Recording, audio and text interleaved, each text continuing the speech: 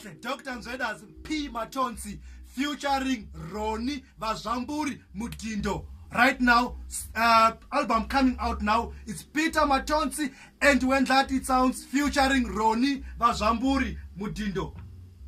Kahle. This was Vazamburi now Zweda.